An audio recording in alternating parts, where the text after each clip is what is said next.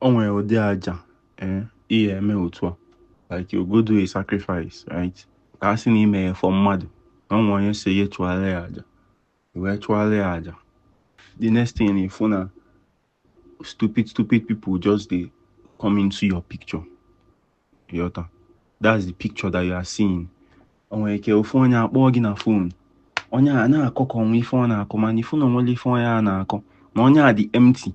He has a lot of beautiful words, he has beautiful talk, but in dey empty akogoli.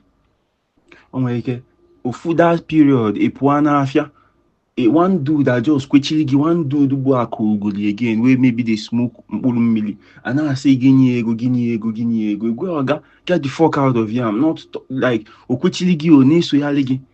Ifu na onwe ife na-eme that time, no negative energy na-eso gị mgbe ahụ, no negative energies na dey around you, mmụọ akogoli. So ife ga-emezi bụ ịchọkwa something wee kochapụ that akogoli, si fa ngwa sobe ife nke a ka ị gabala onwe gị, nwee ka ihe esi wee mee ifu na ị na-enweta favor, ndị mmadụ a na-akpọ gị for good things, everybody na around you a good spirit, ma ideally self onye ọbụla dibịa na-anọkarịla onwe, right? Everybody na around you, good spirit, good energies.